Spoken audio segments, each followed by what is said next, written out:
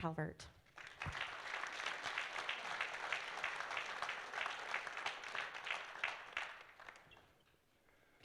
Well, I'd like to thank Laura Vogt and her team for organizing this really wonderful event. And it really is an honor and a privilege to be included in such a distinguished group of historians and to speak to such a knowledgeable and informed audience. I want to begin by evoking a scene that unfolded in a rural Yorkshire churchyard on a drizzly afternoon in September 2008. After a short prayer, men in hazmat suits, working inside a sealed tent, wiggled loose a gravestone, and they excavated the coffin that lay underneath and gently pried open the cover. And inside were the skeletal remains of Sir Mark Sykes. Now, during the Great War, Mark Sykes had succeeded, quite literally, in leaving his trace on the map of the world. He was the British government's lead negotiator in the secret 1916 deal with France that led to the dismemberment of the Ottoman Empire, an imperial carve-up that laid the groundwork for many of the conflicts that have plagued the region since. But it wasn't to chastise Sir Mark for having sown what Jonathan Schneer has called dragon's teeth that the men in hazmat suits exposed his remains to light. Rather, it was the manner of his death that intrigued them. While negotiating the terms of the post-war settlement in Paris in 1919, Sykes became one of the estimated 40 to 50 million victims worldwide of the so-called Spanish flu. Exhausted by constant travel and overwork, he was an easy mark for the virus. On February 15th, in and out of delirium, he sent word to find out about how Zionist matters were going. The next day, after making his confession and receiving the sacrament, Sykes had converted to Catholicism as a boy at the behest of his mother. He passed away in his Paris hotel room, just days short of his 40th birthday. The fact that Sir Mark was buried in a hermetically sealed iron coffin gave medical investigators some hope that they might find tissue to allow them to better understand the mutations and behavior of the flu virus in order to inhibit the breakout of another future pandemic. As it turned out, Sir Mark's mortal remains failed to divulge the sought-after information. A crack in the top of the casket's lead lining precluded the possibility of investigators finding anything useful. It is not hard to ignore the symbolism of this exhumation. It was as though Sir Mark was summoned to witness, almost 100 years after the fact, the sectarian wreckage wrought in the Middle East by the state system that he had a hand in crafting. Sykes, of course, wasn't the only statesman involved in Britain's wartime Middle East diplomacy, but he was the most prominent, and he was ubiquitous, popping up like Forrest Gump everywhere, especially in 1917, the year that decided the fate of the post-Ottoman Arab East. Now, at first blush, Mark Sykes was an unlikely impresario. He was the only son of a wealthy landowner. He grew up in a world of servants and tutors, horses and shooting parties. At Cambridge, he was an indifferent student. He left the university without taking a degree. Yet he traveled widely, initially in the company of his father, and then on his own. And it was during his travels throughout the Ottoman Empire that he gained this lifelong passion for the East. At Sledmere House, the family estate in Yorkshire, he had a dedicated Turkish room full of all kinds of exotica and bric-a-brac culled from his Eastern journeys. People liked him. He was good to his friends. He was what the English in those days called a hail fellow well met. The worst anyone said of him was that he was a dreamer.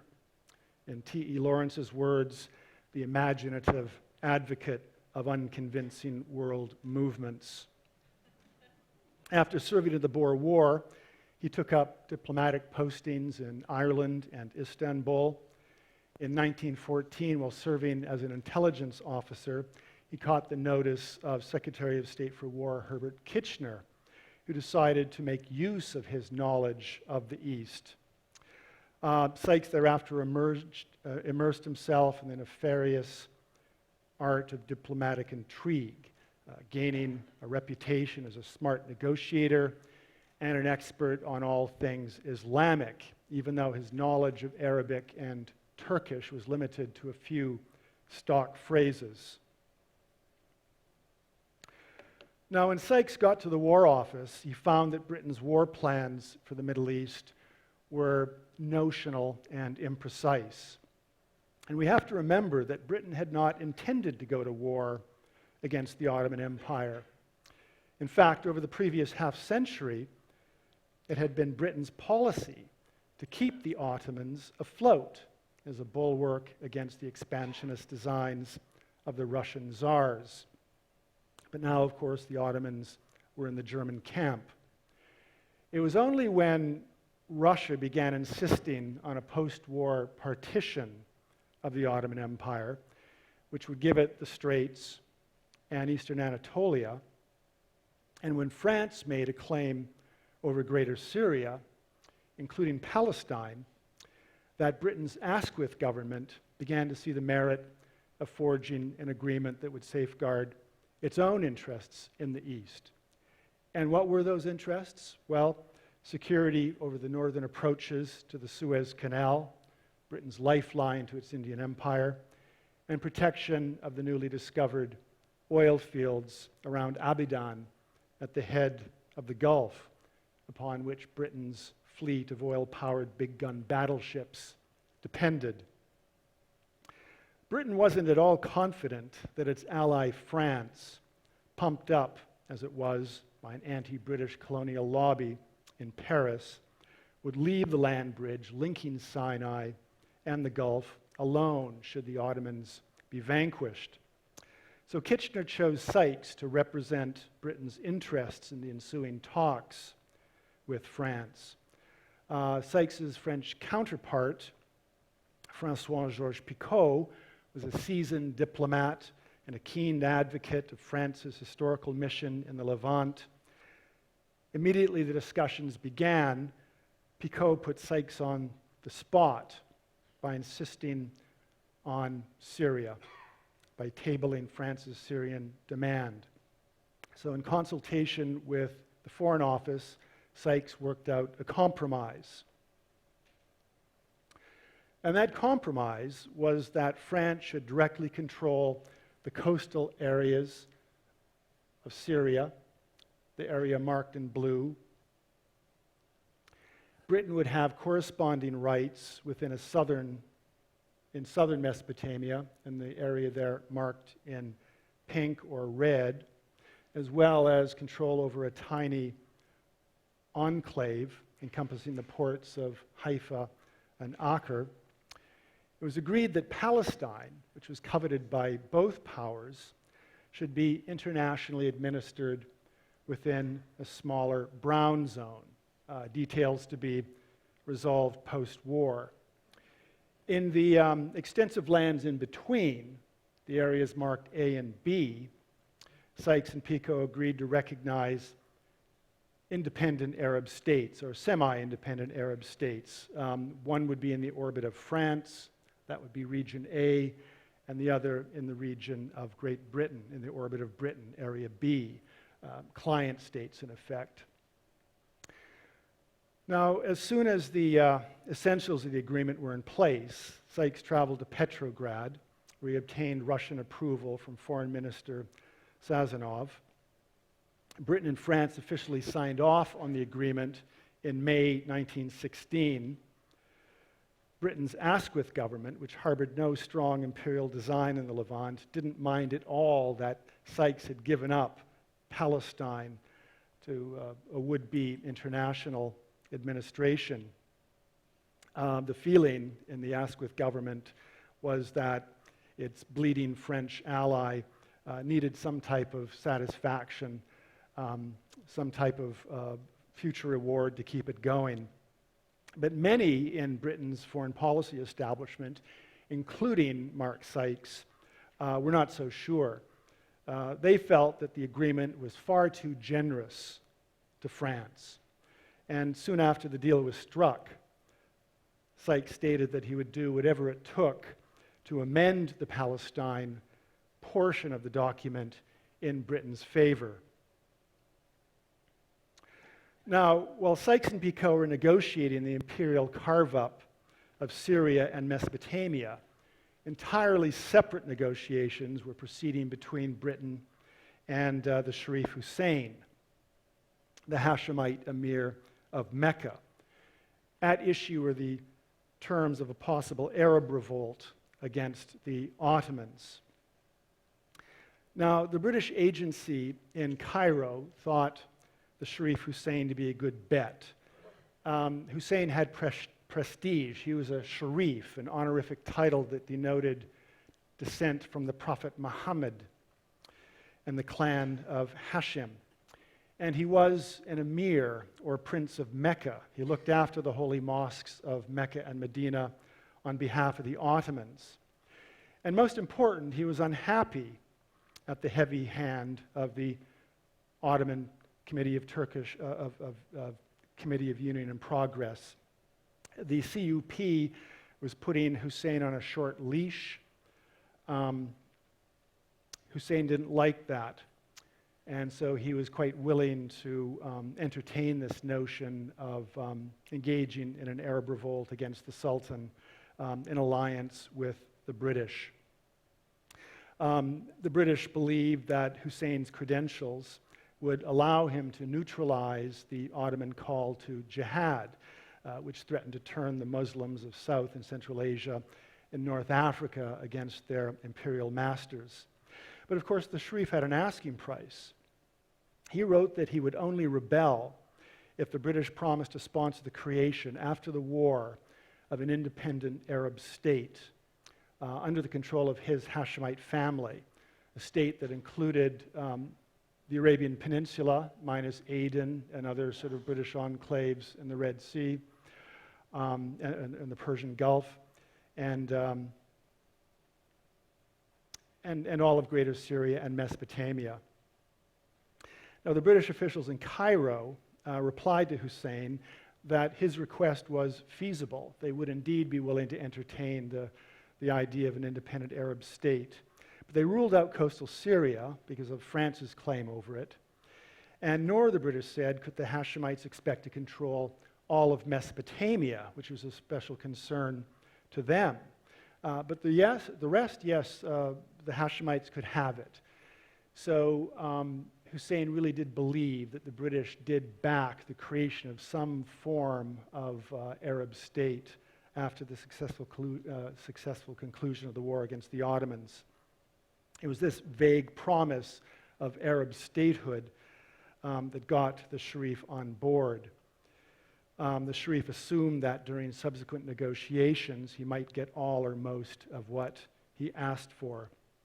And so in June 1916, less than a month after the signing of the secret Sykes-Picot Agreement, the Arab revolt got underway, with several thousand desert warriors attacking the Ottoman garrisons in the Hejaz, taking the Red Sea ports, and within a year, plunging northward into southern Syria. Britain did its best to sustain the revolt, supplying its fighters with gold, weapons, and military advisors, including the mercurial T.E. Lawrence. At this stage, the Hashemites knew absolutely nothing about France and Britain's proposed imperial carve-up.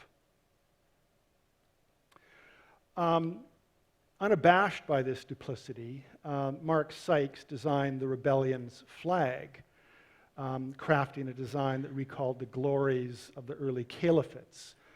White for the Umayyads, the black representing the Abbasids, green for the Fatimids, and red for the Hashemites of yesterday and today. The message being that with British patronage, the Arabs could replicate the glories of the past and reemerge in the modern era as a great people. Sykes appears to have believed that the Anglo-French provision for Arab client states in the interior regions of Greater Syria, which he helped devise, would be ample reward for Hashemite cooperation with the British. Yet in 1916, the possibility that the provisions of the Sykes-Picot Agreement might come to fruition seemed remote. For one thing, the record of British arms in the Middle East was dismal. Not only had Britain suffered catastrophic defeat at the Dardanelles, evacuating the last of its troops from the Gallipoli Peninsula in early January of that year, on April 29th, 13,000 Anglo-Indian troops, beaten down by disease and starvation, had been forced into surrender at Kut al-Amara in Mesopotamia, a humiliation made all the worse by the fact that British General Townshend had offered the Ottomans a £1 million ransom for the safe passage of his troops, an offer the Ottomans refused to consider. And then there was the ingrained prejudice of Britain's top brass toward Eastern campaigns. Chief of the Imperial General Staff, William Robertson, was loath to commit additional resources against the Ottomans. He believed that the Middle East was a peripheral campaign to the great struggle going on in the Western Front. The battles at the Dardanelles and in Mesopotamia he saw as black holes that swallowed up entire British armies for no ostensible purpose. He was adamant that British forces in the Middle East should cease any pretense toward aggression and adopt instead a defensive posture sufficient to ensure the security of Suez and the oil fields adjacent to Basra. But then came movement, not from desk-bound politicians, but from a British general in the field. In late summer 1916, the War Cabinet appointed Lieutenant General Frederick Stanley Maude, who had distinguished himself at the Dardanelles, to take command of the Mesopotamian Expeditionary Force. Immediately, Maude began to organize the men and resources available to him for a renewed thrust with the aim of capturing Baghdad, the hallowed goal that had eluded Townshend. In London, Robertson raised eyebrows at Maude's preparations, but gave him leeway. He really didn't know the full extent of Maude's plans. So over the winter months of 1917, Maude's invigorated force crept northward, supported on the Tigris by a fleet of gunboats. Despite the logistical sophistication of the operation, which included the building of a narrow-gauge railway, the Indian and British troops found it tough going. The sucking mud of the alluvium pulled them down. Disease swept the ranks, but persistence paid off, leading to success with creeping barrages and coordinated infantry attacks, breaching line after line of Ottoman defenders.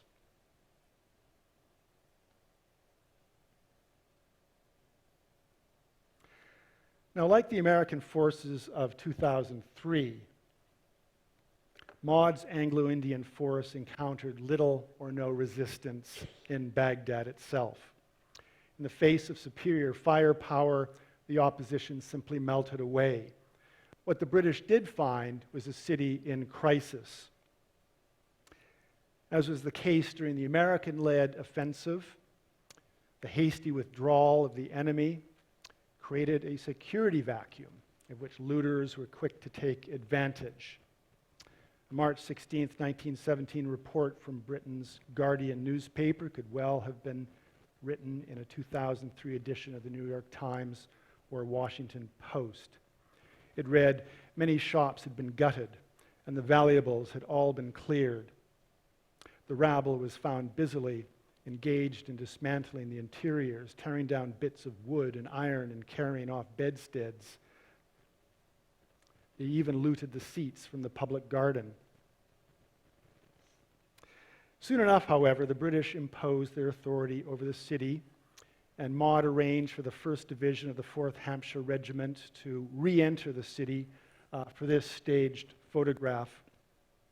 From his perch in London, Mark Sykes wrote a proclamation printed in Arabic and English on 11 by 18-inch posters, which soldiers affixed to walls all over the city. The War Cabinet had wanted a low-key declaration. Sykes argued in favor of one that would appeal to the so-called Arab mind, which presented the British as liberators, not as conquerors. Your palaces have fallen into ruins.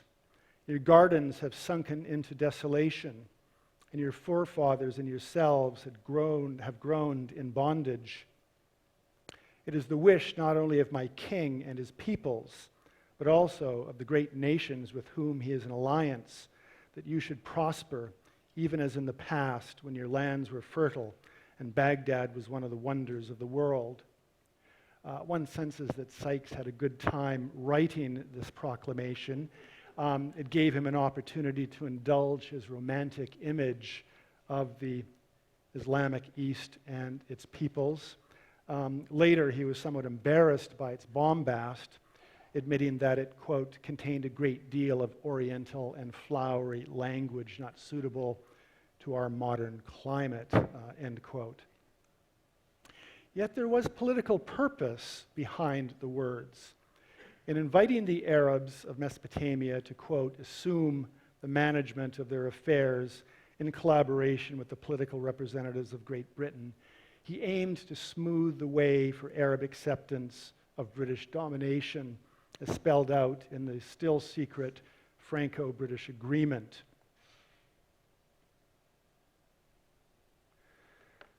Now, the British victory in Baghdad encouraged the War Cabinet to reassess its moratorium on offensive action in Egypt and Palestine.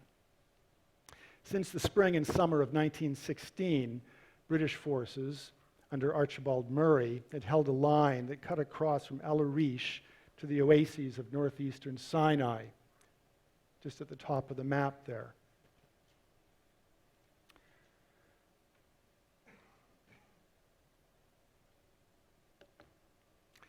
This line was deeply entrenched, and it was supplied by miles of railway and water pipes that had been constructed by the Egyptian Labor Corps. But now, with Mesopotamia more or less in the bag, Robertson gave Murray to go ahead and end the stasis in Sinai and advance into Ottoman Palestine. Now, in cutting Murray loose, Robertson was following, to his chagrin, the orders of Liberal Prime Minister Lloyd George, whose government had replaced Asquith's government in December 1916. Lloyd George was distressed at the costly stalemate in Flanders and France, and he called for a decisive victory in the Middle East, one that would rally the British people behind his government and add to his popularity. He was very much like his liberal Victorian-era predecessor, William Gladstone. Like Gladstone, Lloyd George held the, quote, unspeakable Turk in contempt, and he looked forward to the day when Britain might feast on the Ottoman carcass.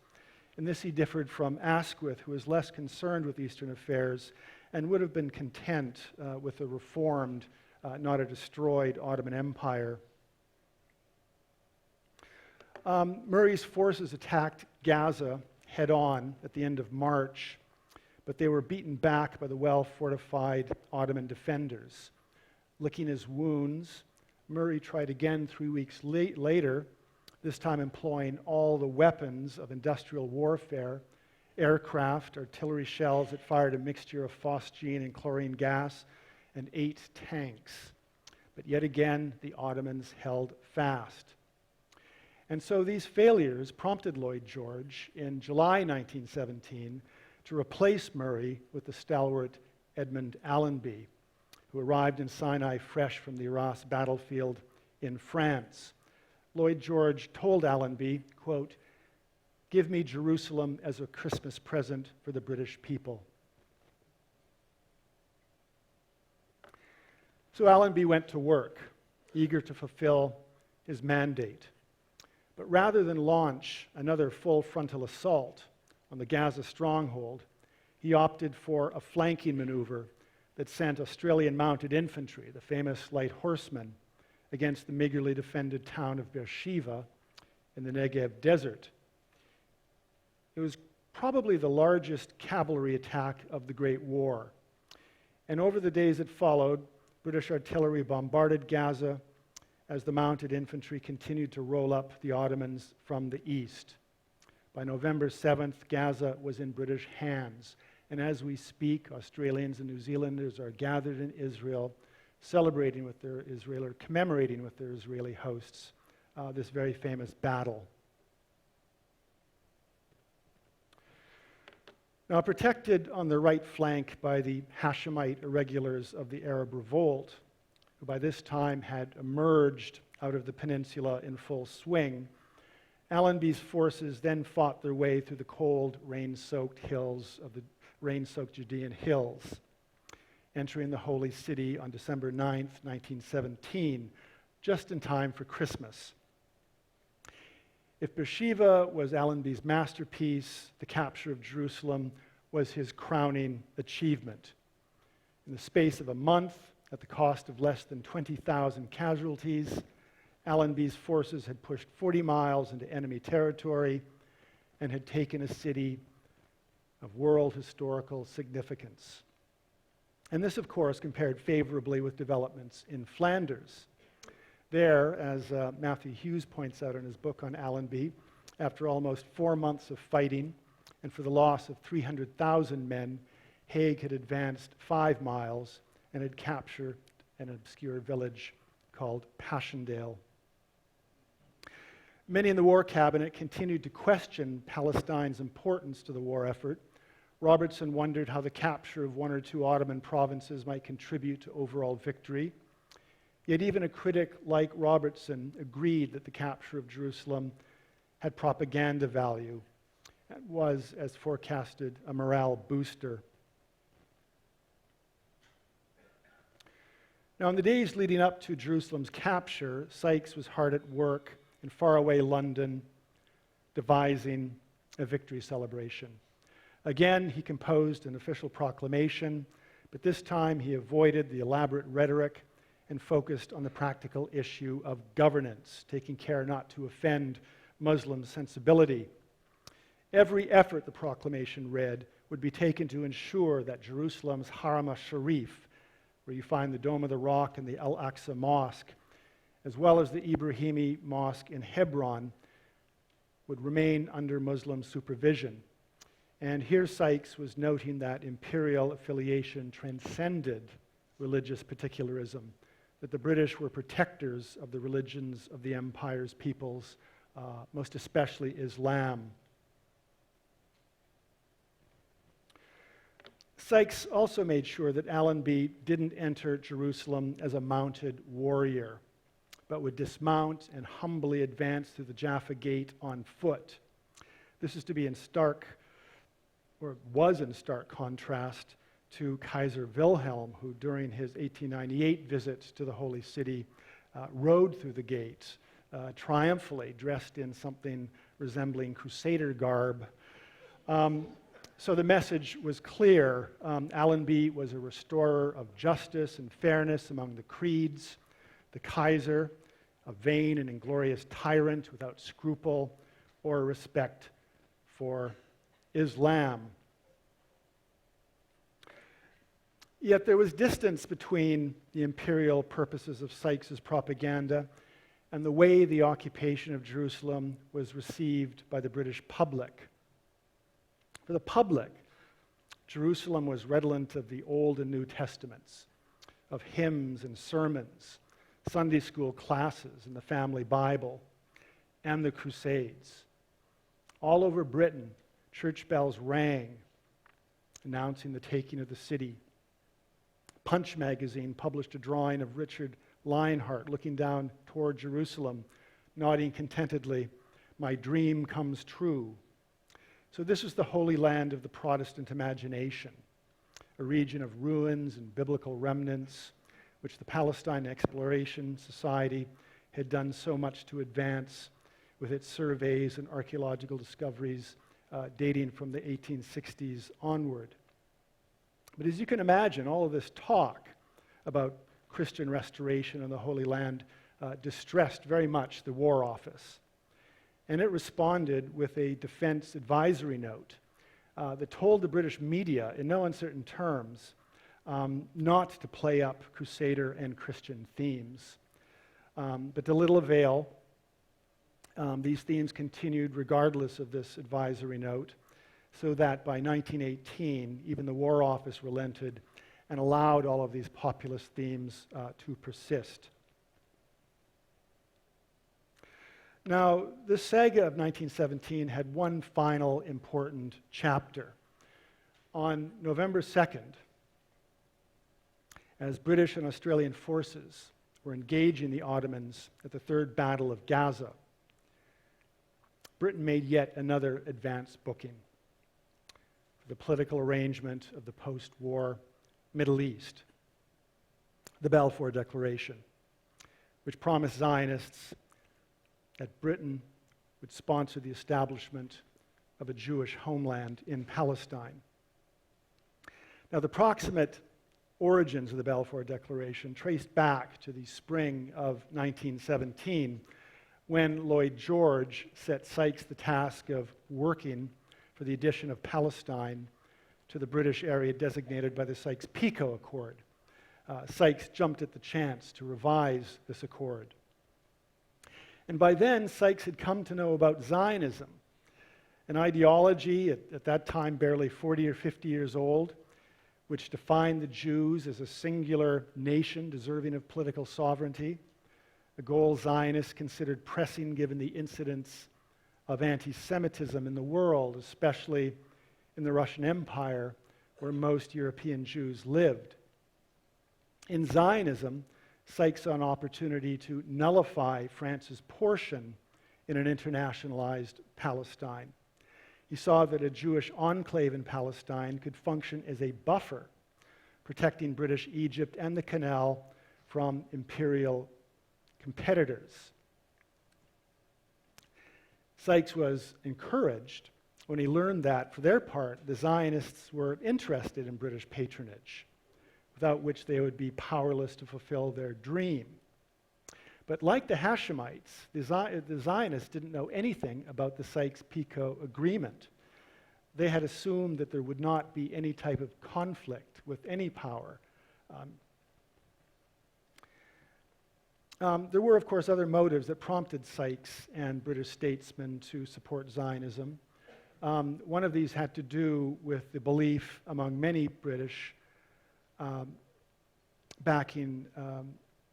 who backed that the Jewish territorial nationalism might encourage Jews in the wavering countries of the United States and Russia to fully engage in the war until total victory.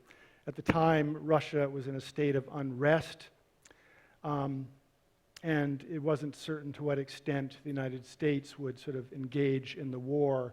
There was this idea among the British that backing a Jewish homeland in Palestine would mobilize the power of Jewish financiers in the United States. But of course, the idea that world Jewry acted as a bloc was an exaggeration of its unity and its ability to influence opinion.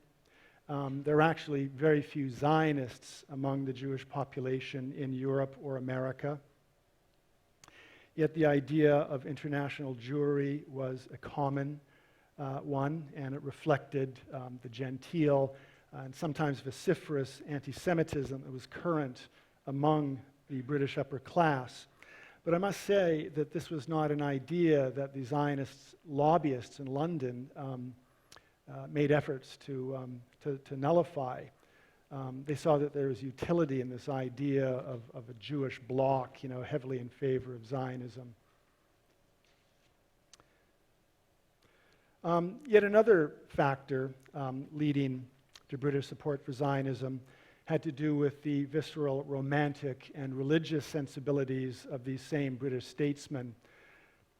Despite this defense advisory note that I was just talking about that dissuaded the media from religious pronouncements, men like Sykes, Lloyd George, Leo Emery, and Foreign Secretary Balfour, whose name was appended to the declaration, shared with the people of Britain a pietistic instinct, and were attracted to the idea of having a hand in the return of a people of the Bible to its ancestral homeland. Lloyd George, the former chapel boy from North Wales, famously quipped that he knew the map of the Holy Land better than he did that of France.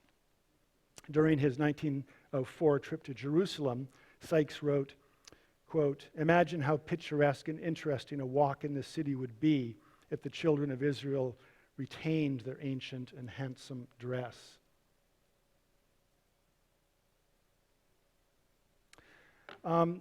Sykes' mission to sabotage the Palestine portion of the French-British agreement turned out to be rather simple and straightforward.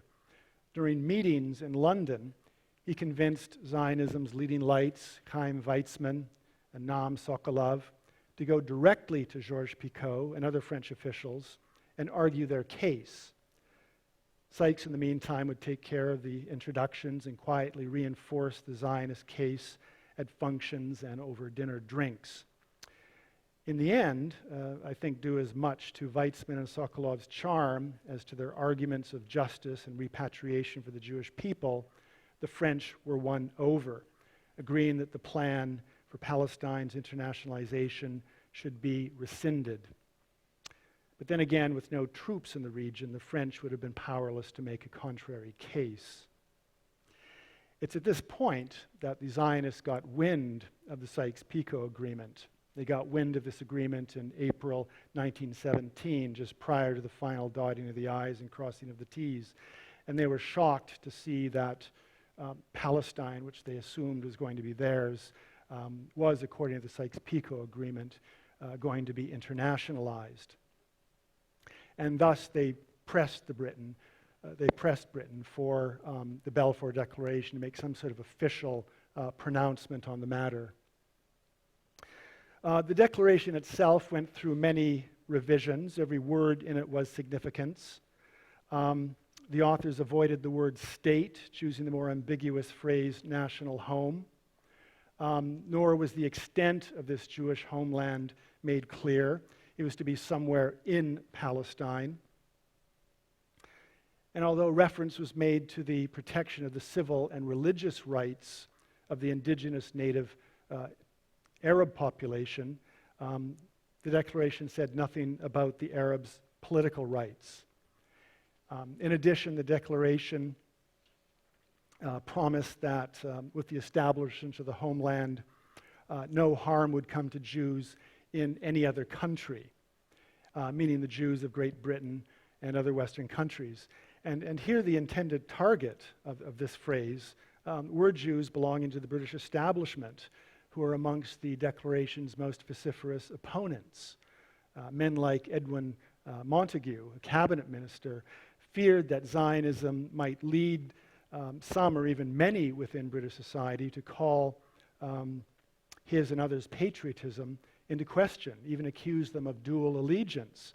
Are you loyal to the crown or to the Jewish national home? And the declaration takes pains to make the point that this will not happen. So in 1917, just to conclude, Britain's conflicting agreements were finally exposed to the harsh lights. The Balfour Declaration was a private letter. It was sent to Lord Rothschild, but news of it immediately got out, causing raised eyebrows, as you can imagine, especially amongst the Hashemites and their British advocates in the Arab Bureau, who supported the creation of a unitary Arab state, including Palestine, under some form of British tutelage. T.E. Lawrence spoke for this faction when he queried Sykes, quote, "What have you promised the Zionists, and what is their program? Was the acquisition of land by the Jews to be by fair purchase or by forced sale and appropriation?" And Lawrence went on to predict growing acrimony between Jews and Arabs. The traveler, Arabist, and government consultant Gertrude Bell, writing to her parents from Baghdad, also decried the declaration. She wrote, "I hate Mr. Balfour's Zionist pronouncement. To my mind, it is a wholly artificial scheme divorced from all relation to facts, and I wish it the ill success it deserves." As for the Sykes-Picot Agreement, it was eventually published in Zvezda and Pravda in late November 1917 by the Bolsheviks, who found a copy of it in the Tsarist archives. Shortly thereafter, the Manchester Guardian picked up the story and publicized it. The Hashemites, of course, were crestfallen at the news. They had been aware of France's ambitions in Syria, but they expected Britain to keep the French at bay, not sign off on French claims over the coastal strip. And their sense of betrayal was very, very bitter, prompting a man like George Antonius, the Lebanese Christian, author of The Arab Awakening, who wrote in 1938 that the Sykes-Picot Agreement was a shocking document, a startling piece of double dealing that demonstrated greed allied to suspicion. And this, of course, is a sentiment that continues to reverberate in the Arab world today. All three agreements, the Sykes-Picot Accord, the pledge made to the Sharif Hussein, the Balfour Declaration, were, of course, contingent on the success of British arms. Over 1918, British and colonial troops continued their advance through the deserts and mountains of the Levant and Mesopotamia. In October, British and Australian troops reached Damascus, just ahead of the Hashemites. Several months later, the British handed northern Syria over to its French ally, just as the Anglo-French agreement had stipulated. At the San Remo Conference in 1920, Britain agreed to incorporate the Balfour Declaration into its mandate over Palestine. So what were the British thinking in making so many contradictory promises? The British asked themselves the same question. "We have got into an extraordinary muddle," Balfour wrote to Lord Curzon in September 1919. "Perhaps we should not be so harsh, though. We have to remember that this was wartime. Britain's only objective in 1917 was to win the Great War for civilization. And to that end, its statesmen were willing to promise anything to anyone who might give them an upper hand in the conflict and grow the empire in the process.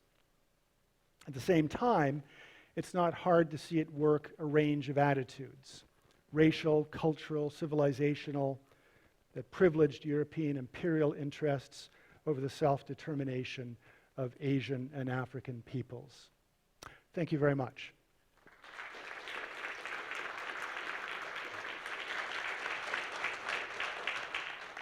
And I'd be very happy to entertain questions.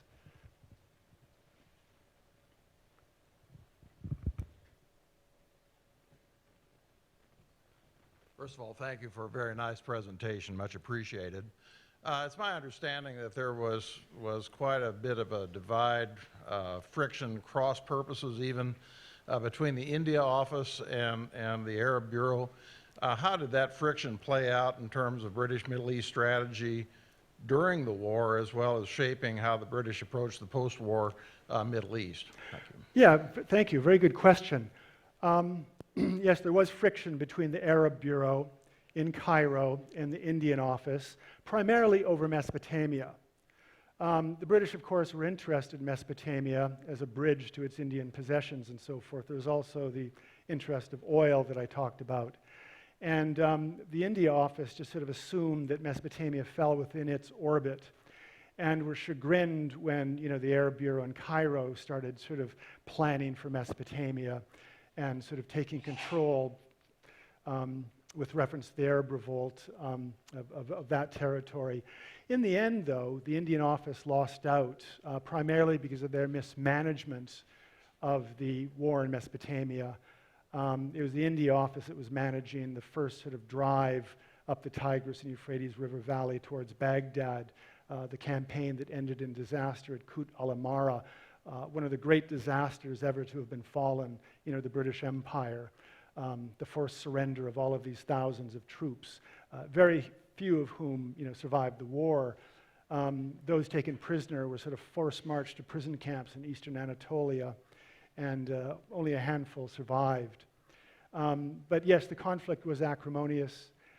Primarily, it was about Mesopotamia. The Indian office actually had big plans for Mesopotamia. They had this idea of transporting hundreds of thousands of Indian peasants and cultivating sort of the waste kind of lands of the area, making it agriculturally fertile and so forth. I mean, Mesopotamia had been sort of the breadbasket of the Middle East, the center of civilization in the Middle East, until it was laid to waste by Hulagu Khan in 1258. Baghdad was destroyed without a strong central authority. The irrigation canals silted up. Agriculture died. The populations moved elsewhere, and Bedouins moved in. And I think the India office had this idea of reviving Mesopotamia by making it part of its Indian empire. Thanks, it was a great talk. I know you're a scholar of contemporary jihadi ideology, so I was wondering to what extent these contradictory agreements come up in ISIS rhetoric, appealing to its followers, if any. Right, well, it's interesting. A couple of years ago, there was this ISIS video that circulated on the internet showing a bulldozer destroying the burn that divided Syria from Iraq. I mean, as you know, the modern Middle East, the modern map of the Arab Middle East is roughly based on the lines charted out by Sykes and Picot. As far as Arab nationalists were concerned, these were artificial borders and so forth, dividing Arabs from one another. People like Gamal Abdel Nasser in the 50s and 60s, believed that, divided the Arabs are weak, united they will be strong. Arab nationalism, of course, was a secular movement. But now, of course, in recent decades, we have sort of a new political phenomenon, political Islam. Its most vociferous expression, of course, is jihadism. And they believe in the unity of the Ummah, of which the Arab world is part, but still that all of the borders dividing Muslims from one another, including those created by Sykes-Picot, are artificial and should be destroyed. So they brought a bulldozer in. Islam is the primary point of sort of identity and reference, and so bulldozers were brought in, and symbolically this border was destroyed, ending sort of Sykes-Picot. But whatever, sort of the political affiliation of somebody in the Middle East is, in the Arab Middle East, whether sort of, Arab nationalist or Islamist, they all know about the Sykes-Picot Agreement. It's something that school kids learn about in school, the first of a whole series of betrayals and duplicities, perpetrated on the Islamic world by Western imperialism. It's held in very bad odor. Thank you. Next question. Yes, you mentioned Gertrude de Bell very briefly at the end. I'm sure it was a lack of time. But she spent her whole life traveling the Middle East, and it was my understanding from reading her books that she was pretty influential in drawing those lines. Is that so? That's quite right. She was the first female graduate of Cambridge University. I think I'm right in saying that. Came from a privileged background, had personal wealth at her disposal, and used it to travel throughout the Arab world and Persia and Turkey, Anatolia, in pre-war years. She was an expert on the tribal affiliations of Mesopotamia and Syria, and that knowledge the War Office found very, very useful. So she sort of became a consultant, I would say, to the War Office. And she was involved in the post-war partition of the Arab region, the final drawing of the boundaries. She was there at the Cairo conference with Winston Churchill. I will say that Gertrude Bell wasn't necessarily a champion of Arab self-determination. She believed that the Arabs were yet too sort of undeveloped for full independence. She believed that the Arabs required only, the expert tutelage that only a country like Great Britain could provide, and that perhaps down the road Arabs would be allowed full fettered independence. But for the time being, they required tutelage and the help of Great Britain. Could you comment on the German-Turkish relationship as regards the Berlin-Baghdad Express and how Right. that fits in with the so-called Silk Road, which is a British orientation, as you know? Right. Yeah, the Germans had significant influence in the Ottoman Empire in the years leading up to the First World War. German officers trained the Ottoman army. The Ottomans adopted the Mauser rifle in the 1880s. And of course, German engineers helped plan and build the great Berlin to Baghdad Railway, one of the great engineering feats of the 19th century. It ranks with the building of the Union Pacific, the Siberian Railway, the Canadian Pacific in terms of engineering feats, crossing mountains and rivers and so forth. Sultan Abdul Hamid II wanted the railway built to tie his empire together. It would allow him to bring troops very, very quickly to rebellious corners of the empire. One of the spur lines of that railway went south from Damascus into Hijaz, and it was that spur line in Hijaz that T.E. Lawrence and the Arab irregulars blew up during the Arab Revolt. The British, of course, in pre-war days were very, very interested in this railway. They saw sort of German intrigue, behind it. They were aware that the Germans attempted to establish strong influence in the Ottoman Empire. T.E. Lawrence was with archaeologist Leonard Woolley at Carchemish in southern Syria. Actually, it's in, just on the Turkish border. Excavating Carchemish, but just 100 meters down was this bridge that the Germans and the Ottomans were building. So, yes, they were excavating the city, but also taking note on what the Germans and Ottomans were up to in building this railway.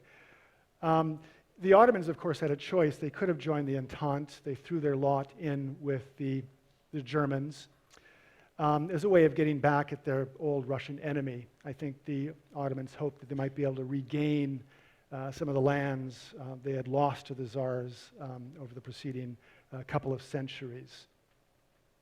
And it was a fateful decision because it meant that the Ottomans were on the losing side of the war.